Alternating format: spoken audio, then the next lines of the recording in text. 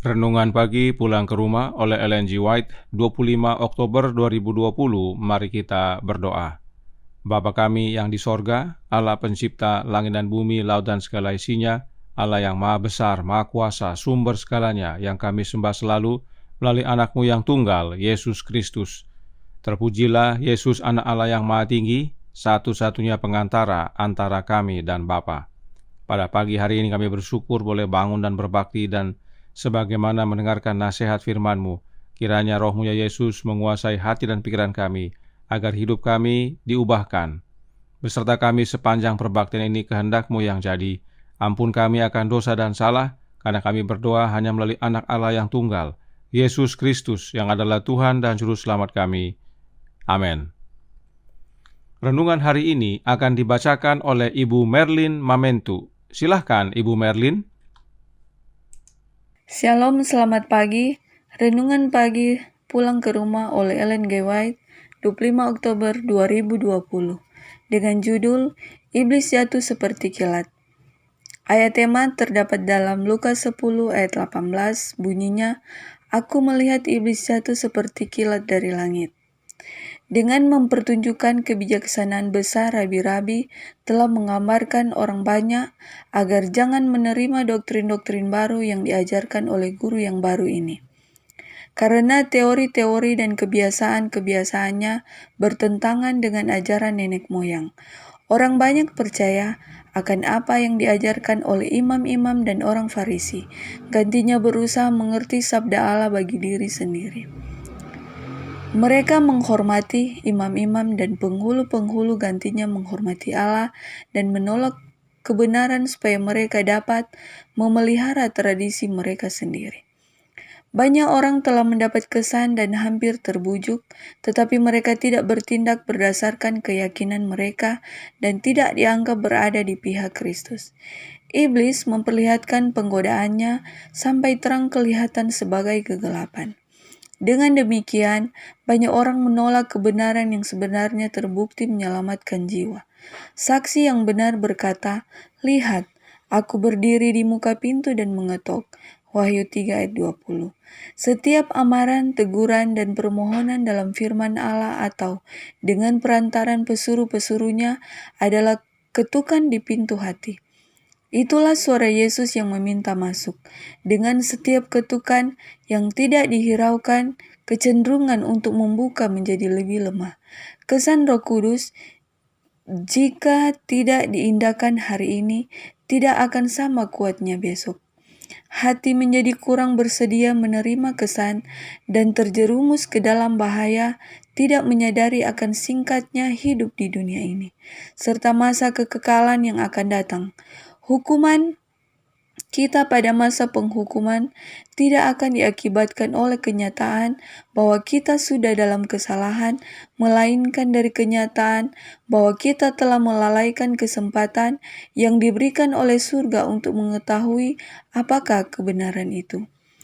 Sebagaimana halnya dengan rasul-rasul, ke-70 murid telah menerima pemberian di luar kodrat alam sebagai suatu meterai bagi tugas mereka.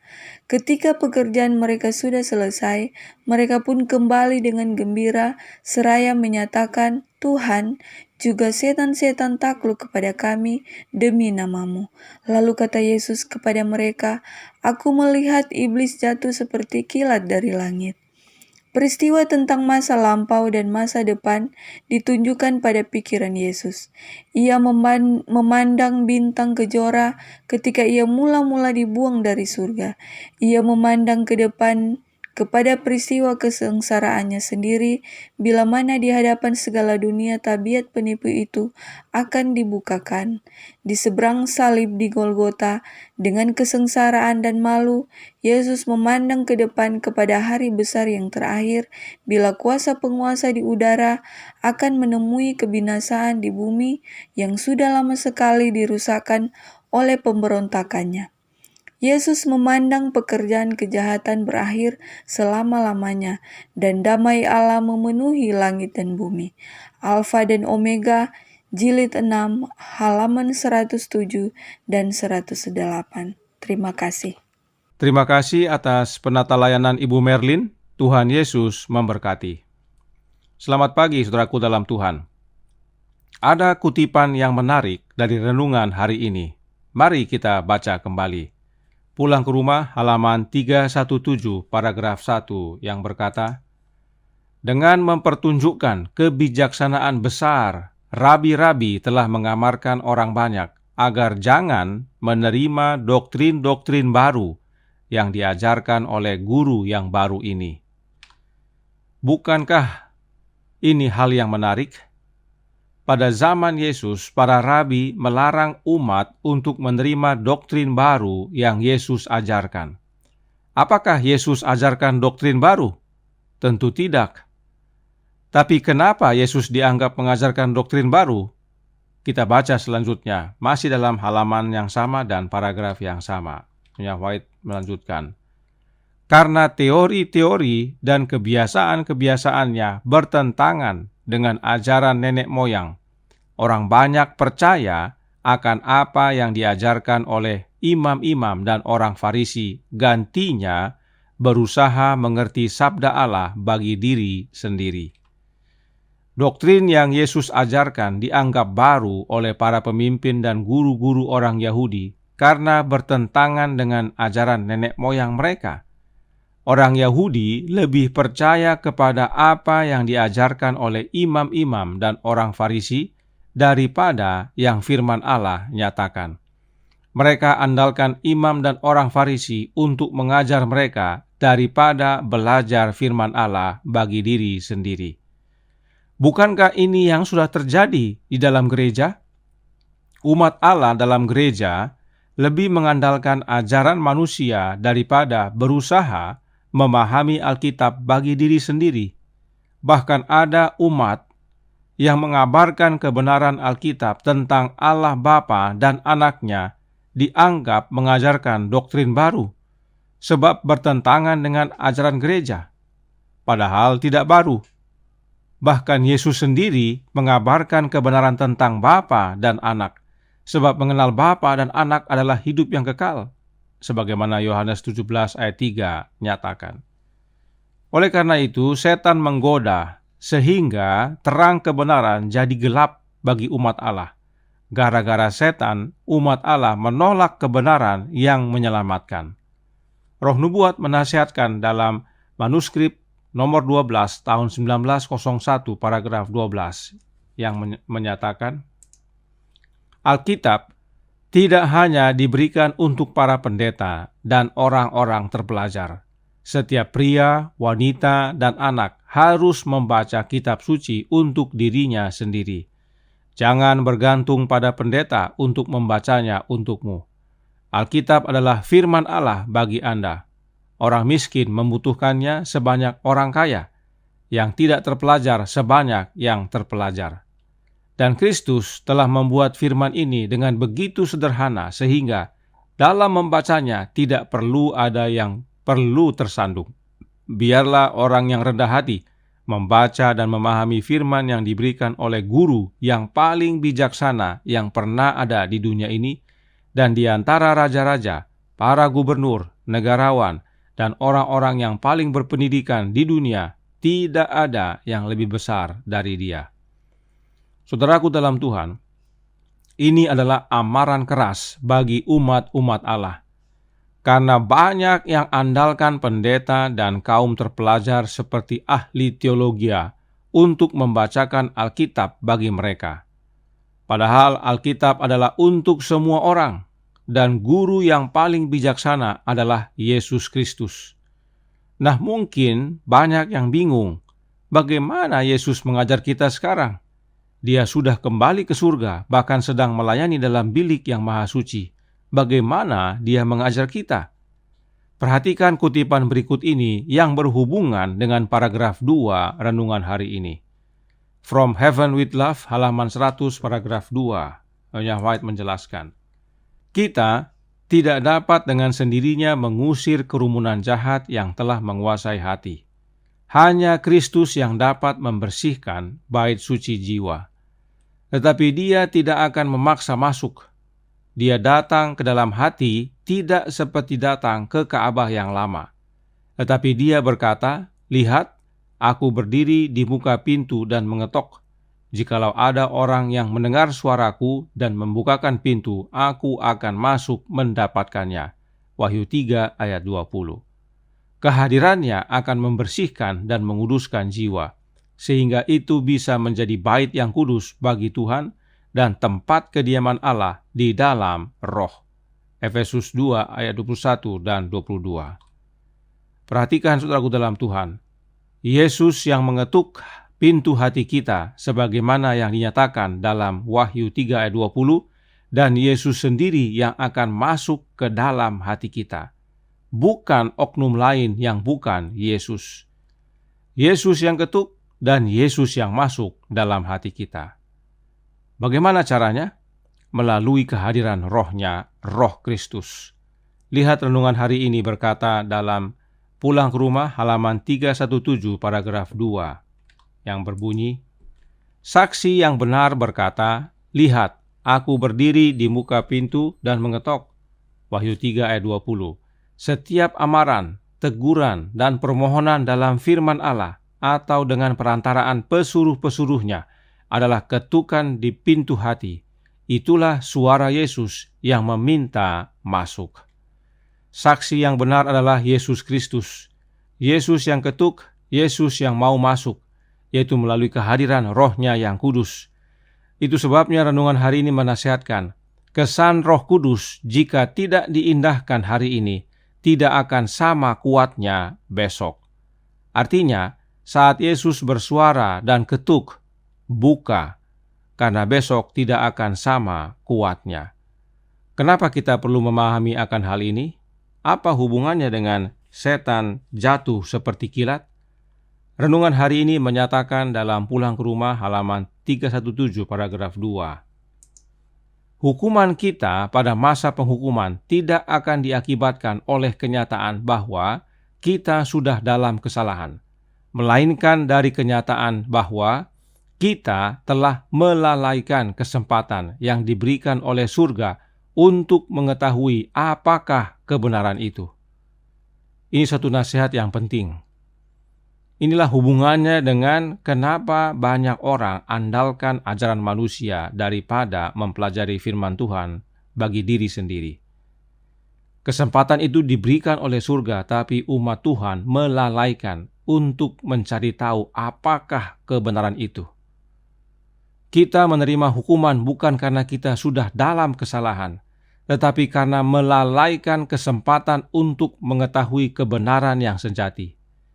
Bahkan tidak jarang umat Allah ditakut-takuti agar tidak mempelajari Alkitab bagi diri sendiri dan andalkan para pemimpin-pemimpin rohani.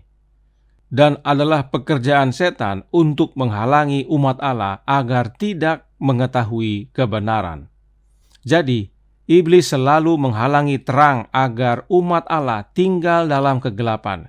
Iblis selalu menghalangi kebenaran agar umat tinggal dalam kesalahan. Itulah pentingnya Yesus datang agar terang dan kebenaran nyata bagi umatnya. Dan bila setan mau halangi, jangan takut.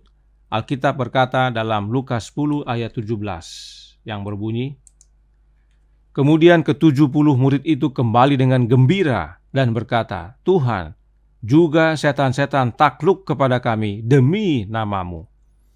Setan takluk dalam nama Yesus. Bahkan melalui peristiwa itu Yesus berkata dalam ayat 18, Aku telah melihat iblis jatuh seperti kilat dari langit.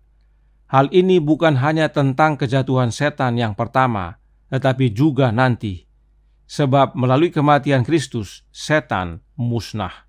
Ibrani 2 ayat 18 berkata, karena anak-anak itu adalah anak-anak dari darah dan daging, maka ia juga menjadi sama dengan mereka dan mendapat bagian dalam keadaan mereka, supaya oleh kematiannya ia memusnahkan dia, yaitu iblis yang berkuasa atas maut. Oleh kematian Yesus sebagai manusia, setan musnah. Oleh kematian Yesus sebagai manusia, kebinasaan setan dijamin. Inilah dasarnya Kristus satu-satunya imam besar kita. Dialah pengantara sejati kita. Nah, Yesus telah mati dan telah bangkit. Artinya setan dinyatakan musnah dan tinggal menunggu waktunya, yaitu nanti setelah masa 1000 tahun. Dan setan tahu akan hal ini. Setan juga tahu waktunya semakin singkat. Itu sebabnya dia semakin gigih menghalangi umat Allah dalam belajar firman Allah dan mengetahui kebenaran Alkitab bagi diri sendiri. Setan buat agar umat Allah andalkan sesama manusia dalam membaca Alkitab bagi mereka. Setan halangi umat Allah untuk datang kepada guru ilahi yang paling bijaksana. Padahal Roh Nubuat menyatakan dalam Testimonies for the Church volume 7 halaman 159 paragraf 1. Guru ilahi mengatakan, Rohku sendiri yang kompeten untuk mengajar dan menginsafkan akan dosa. Jadi, rohnya guru ilahi adalah yang kompeten untuk mengajar dan tidak ada yang lain. Sebab dia katakan, rohku sendiri, my spirit alone. Ya. Nah, siapakah guru ilahi ini? Bapa Kita Peduli halaman 342 paragraf 1 menyatakan, martabat Kristus sebagai guru ilahi tingkatannya lebih tinggi dari martabat para imam dan para penguasa. Jadi saudaraku dalam Tuhan, Kristus adalah guru ilahi tersebut dan dia lebih tinggi daripada imam dan para penguasa. Maka sesuai tulisan Roh Nubuat, Roh Kristus itu yang adalah roh guru ilahi yang kompeten untuk mengajar. Dan dikatakan tadi Roh Kristus itu sendiri, roh guru ilahi itu sendiri yang kompeten. Artinya, hanya Roh Kristus dan tidak ada yang lain. Allah Roh pun tidak. Allah Roh pun bukan guru yang kompeten. Dan Roh Kristuslah yang mau masuk dalam hati kita. Bersama Yesus kita tidak hanya mengalami kemenangan atas setan sebagaimana 70 murid tadi, sebab setan sudah musnah, sudah jatuh, tetapi kita juga menerima pengajaran kebenaran sejati dari sumbernya langsung. Sebab Kristuslah kebenaran itu dan kebenarannya menyelamatkan. Jadi, ingatlah saudaraku dalam Tuhan, iblis sudah jatuh, musnah. Yesus telah menang dan kemenangan itu bisa jadi bagian kita asal kita tinggal dalam Yesus dan Yesus dalam kita. Tuhan memberkati, saya bawa dalam nama Yesus. Amin. Mari kita berdoa. Bapa kami yang di sorga, Allah pencipta langit dan bumi, laut dan segala isinya, Allah yang maha besar, maha kuasa, sumber segalanya, yang kami sembah selalu melalui anak-Mu yang tunggal, Yesus Kristus. Terima kasih atas nasihat yang sangat baik bagi kami. Setan telah jatuh, musnah, dan itu oleh karena Yesus. Karenanya biarlah kami bergantung kepada Dia.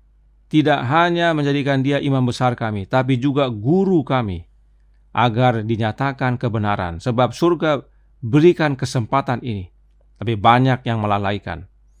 Mereka andalkan manusia untuk ajar Alkitab bagi diri mereka. Padahal Yesuslah melalui kehadiran Roh-Nya, guru yang kompeten bagi kami. Tolong kami ya Bapa, hadirlah dalam hati kami ya Yesus, kehendak-Mu yang jadi. Ampun kami akan dosa dan salah, karena kami berdoa hanya melalui anak Allah yang tunggal, Yesus Kristus, yang adalah Tuhan dan Juru Selamat kami. Amin.